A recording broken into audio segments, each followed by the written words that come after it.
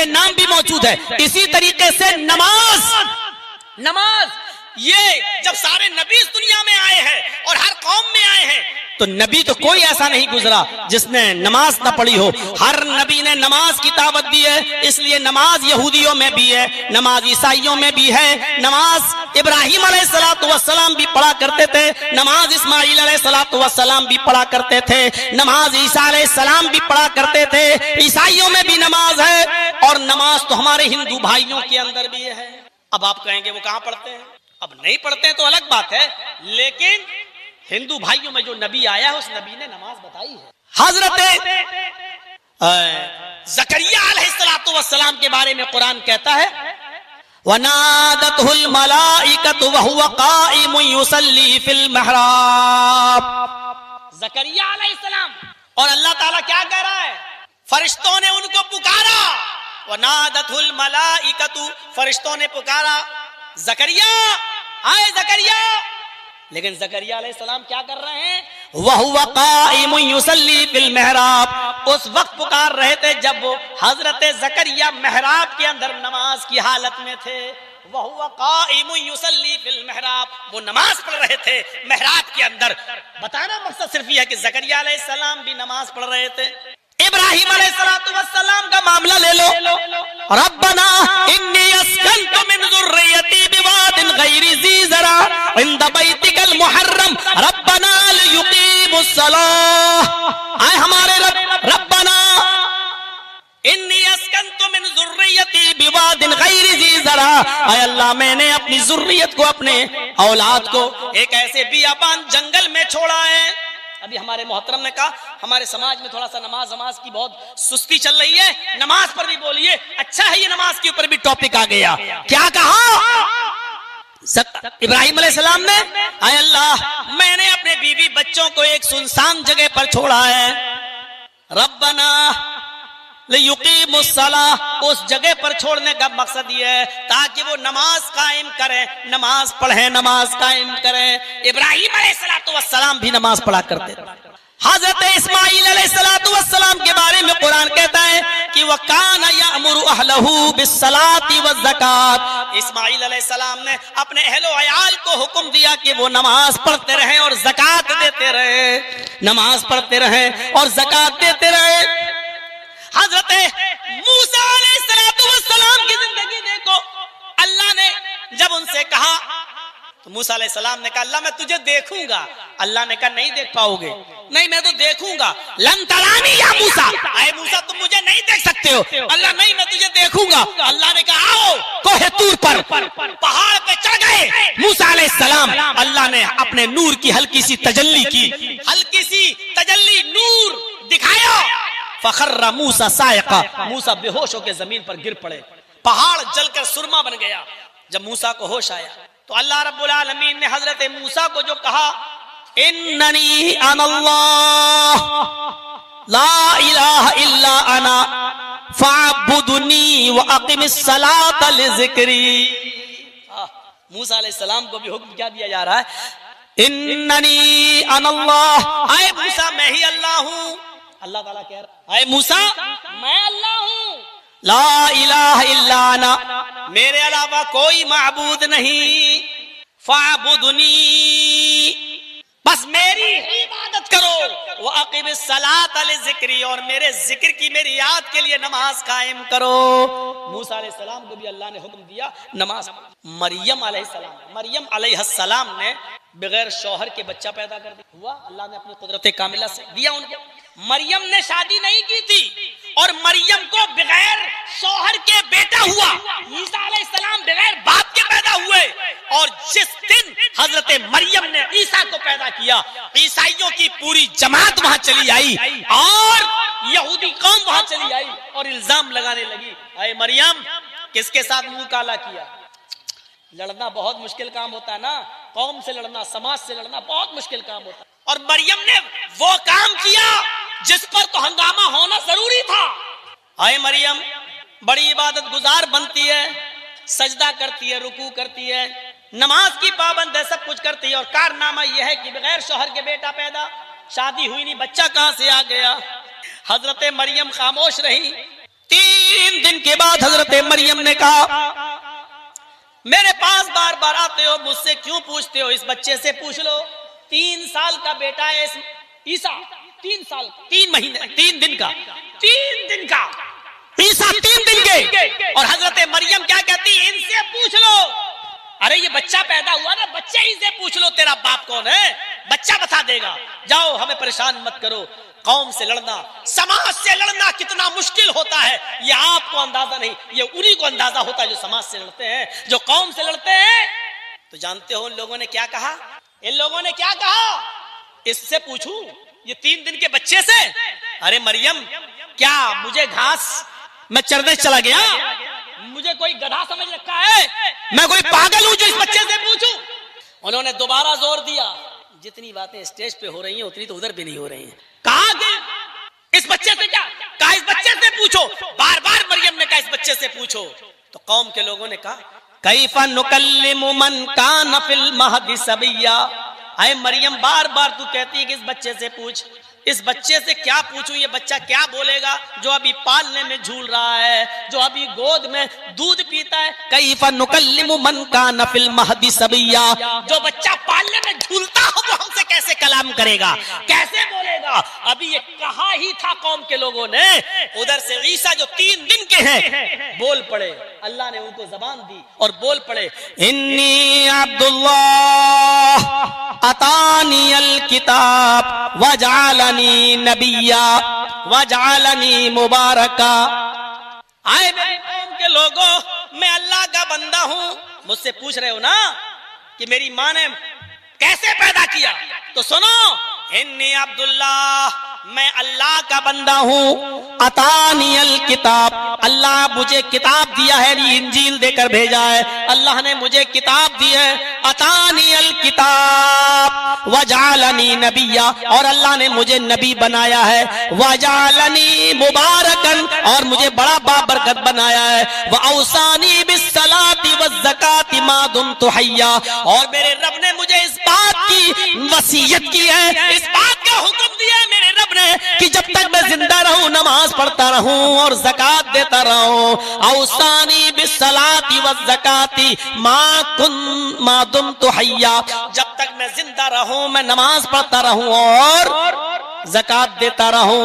عیسیٰ علیہ السلام 3 دن کے ہیں اور کیا کہہ رہے ہیں کہ اللہ نے مجھے نبی بنایا، اللہ نے مجھے مبارک بنایا، اور اللہ نے مجھے حکم دیا کہ جب تک میں زندہ رہوں نماز پڑھتا رہوں اور زکات دیتا رہوں۔ تو نماز عیسیٰ علیہ السلام پر بھی، ہمارے ہندو بھائیوں میں بھی نماز ہے۔ شریمد بھاگوت گیتا کے 6 ادھیائے کے 10ویں منتر میں جو منتر لکھا ہے وہ نماز کی ہے۔ نماز کا یوگی یوگی یوگی یجیت ستتماتمانم رہسستھا ایکاکی یچتاتمان نراشیر پرگرہ۔ شریمد بھاگوت گیتا ادھیائے 6 منتر نمبر 10۔ جب ایشور کی پوجا کرو تو پورے شریر کی ایکسرسائز کر لو، پورے شریر کا یوگ کر لو۔ یوگی یجیت ستتماتمانم، جب ایشور کی پوجا کرو تو پورے شریر کی ایکسرسائز کرو، پورے شریر کی۔ دیکھیے پورے شریر کی ایکسرسائز صرف نماز میں ہوتی ہے۔ یہ آپ نے جو ہاتھ اٹھائے یہ ہاتھوں کی ایکسرسائز ہے، پوزیٹیو ایگزسٹ دوڑ رہا ہے۔ یہ آپ نے جو اوپر ہاتھ باندھا ہے یہ بھی ایکسرسائز ہے، کیونکہ یہاں وزن پڑتا ہے۔ کبھی کبھی آپ نے دیکھا ہوگا رات میں نماز پڑھ رہے ہیں، تراویح پڑھیے آپ، اور امام صاحب لمبی تلاوت کریں تو انہیں نیند آنے لگتی ہے، تو آپ نے دیکھا ہوگا جس کو نیند آتی ہے ایسے کرتا ہے، پھر یہ وزن پڑ رہا ہے، یہ ایکسرسائز ہے۔ آپ دیکھیے بہت سے لوگ ادھر نیت باندھتے ہیں، چھوٹ ہی نہیں سکتا، پوزیٹیو ریزسٹ نہیں دوڑ رہے ہیں۔ تو میں یہ نہیں کہہ رہا ہوں جو جیسے نماز پڑھ رہا ہے پڑھے، لیکن جو یہاں نماز پڑھتے ہیں اور یہاں وہ ہر طریقے کے لوگ ہیں۔ اور دیکھیے اس وقت کسی کو بھی اور کسی کے خلاف بولنا بھی نہیں چاہیے۔ اس وقت ہمیں مسلمانوں کو ایک پلیٹ فارم پہ لانے کی ضرورت ہے، ورنہ جو آج فلسطین کا حال ہے کل ہمارا اور آپ کا بھی حال ہوگا۔ میرے بھائیوں، اللہ ہم سب مسلمانوں کو ایک پلیٹ فارم پہ جمع کر دے۔ ہمیں آپ کو اتفاق اور اتحاد کے ساتھ رہنا، یہ گھر کے جھگڑے ہیں، ہم اور آپ بیٹھ کے اس کو نپٹیں گے۔ میرے بھائیوں، یہ جلسوں میں نہیں ہونا چاہیے کہ یہ جائز کہ وہ جائز کہ یہ اب آج کا ماحول نہیں رہ گیا ہے۔ اب میں آپ کو یہ بتاؤں کہ یہ پوزیٹیو ریزسٹنس ہے۔ اب دیکھیے اللہ اکبر، رکوع کریے آپ، رکوع۔ اب آج کل تو رکوع عجیب عجیب قسم کے ہو رہے ہیں، سبحان ربی سمع اللہ لمن حمدہ، اللہ اکبر، وہ کوے کی چونچیں بھی ماری جا رہی ہیں۔ ہم نے کئی لوگوں کو دیکھا ہے جو 2-2.5 منٹ میں 4 رکعت پڑھ لیتے ہیں، پتہ نہیں کون سی نماز ہوتی ہے۔ اب رکوع کیسے ہونا چاہیے؟ انگلیاں کھلی ہوئی ہوں، دیکھیے ہاتھ ٹائٹ ہوں، मजबूत घुटने पकड़े हुए हों और पीठ आपकी इतनी सीधी हो कि अगर पानी का कोई बर्तन प्याला आपकी पीठ पर रखा जाए तो गिरने ना पाए, ऐसे होना चाहिए आपकी पीठ। अमेरिका का सबसे बड़ा आर्थो डॉक्टर मोरिस बोकाए अपनी किताब में लिखता है, जो लोग पांचों वक्त की नमाज पढ़ते हो और वो रुकू करते हो जो मोहम्मद रसूलुल्लाह ने बताया है, एक ईसाई डॉक्टर कहता है वो रुकू करते हो, ऐसे शख्स को जिंदगी में कभी रीढ़ के हड्डी के दर्द की शिकायत हो नहीं सकती, क्योंकि ये एक्सरसाइज ही है जो रीढ़ की हड्डी के दर्द को पैदा नहीं करने देगी। लेकिन रुकू वो होना चाहिए जो मोहम्मद रसूलुल्लाह ने बताया, वो रुकू नहीं अल्लाह अकबर सुभान रब्बिल अज़ीम सुभान रब्बिल अज़ीम सुभान रब्बिल अज़ीम सुभान अल्लाह अकबर, ये नमाज नहीं, कौवे की चोंचे नहीं। और रुकू करने के बाद अब आप उठिए, समी अल्लाहु लिमन हमिदा, अब एकदम मत घुसिए, आपके हड्डी और जोड़ सारे आज़ा अपनी जगह पर आ जाएं। उसके बाद रब्बना वलकल हम्द, इतना भी पढ़ सकते हैं, रब्बना वलकल हम्द हम्दन कसीरन तय्यबन मुबारकन फी। ये दुआ बहुत जबरदस्त है जो बुखारी शरीफ के अंदर आई है। अल्लाह के नबी सल्लल्लाहु अलैहि वसल्लम नमाज पढ़ा रहे थे और जब आपने कहा समी अल्लाहु लिमन हमिदा, पीछे बहुत से सहाबा थे, एक सहाबी ने जोर से ये जुमले पढ़ दिए, रब्बना वलकल हम्द हम्दन कसीरन तय्यबन मुबारकन फी। अल्लाह के नबी ने जब सलाम फेरा तो आपने कहा किसने ये कलमे पढ़े थे, किसने ये कलमात पढ़े? सब डर गए, वो सहाबी भी डर गए, कोई गलती तो नहीं हो गई हमसे? तो इस सहाबी ने कहा बोलते क्यों नहीं हो यार, बोले हो फिर भी नहीं बोल रहा। कहा अल्लाह के नबी मैंने अगर गलत होंगे तो आइंदा नहीं पढ़ेंगे। आपने फरमाया नहीं, मैंने देखा जब तुमने ये कलमे पढ़े रब्बना वलकल हम्द हम्दन कसीरन तय्यबन मुबारकन फी, जब ये जुमले पढ़े तो मैंने देखा आसमान से 30 फरिश्ते नाजिल हुए, 30 फरिश्ते, और 30 फरिश्ते लड़ रहे हैं, इन जुमलों को मैं ले जाऊंगा अल्लाह के पास, इन जुमलों को मैं ले जाऊंगा अल्लाह के पास, इन जुमलों को मैं ले जाऊंगा अल्लाह के पास। इसके बाद अल्लाह के नबी ने ये नहीं कहा पढ़ो तो ये भी नहीं कहा कि मत पढ़ो, सहाबा किराम ने पढ़ना शुरू। मेरे भाइयों, ये दुआ बहुत जबरदस्त है, हमें और आपको भी याद ना हो तो पढ़ लेना चाहिए। रब्बना लकल हम्द भी कह देना काफी है, लेकिन ये दुआ भी पढ़ सकते हैं आप पूरी, रब्बना लकल हम्द या रब्बना वलकल हम्द या अल्लाहुम्मा रब्बना लकल हम्द या अल्लाहुम्मा रब्बना वलकल हम्द हम्दन कसीरन तय्यबन मुबारकन फी। हर तरीके से पढ़ा जा सकता है, हर सेगा बुखारी शरीफ के अंदर आया हुआ है। अल्लाहुम्मा रब्बना वलकल हम्द हम्दन कसीरन तय्यबन मुबारकन फी या रब्बना वलकल हम्द हम्दन कसीरन तय्यबन मुबारकन फी, ये दुआ पढ़ी। और उसके बाद सजदे में जाइए, अल्लाह अकबर, पहले हाथ रखिए फिर घुटना, पेशानी नाक हाथ घुटना सब कुछ जमीन के ऊपर जब आप रखेंगे, ये एक और एक्सरसाइज। उसके बाद दोनों पैर मिला लीजिए, कदमैन, दोनों पैरों को आप मिला लीजिए, और उसके बाद पैरों की उंगलियों को मोड़ लीजिए और किबले की तरफ कर लीजिए। ऐसे जैसे आप सजदे में हैं तो बहुत से लोग पैर बाहर ऐसे कर लेते हैं, ऐसे नहीं, पैरों की उंगली मुड़ी हुई होनी चाहिए ऐसे। जब ये उंगली मुड़ी हुई होगी तो यहाँ से एक नस होती है, नस रग, ये खिंचती है और ये जाती है आपके ब्रेन तक, आपके ब्रेन तक।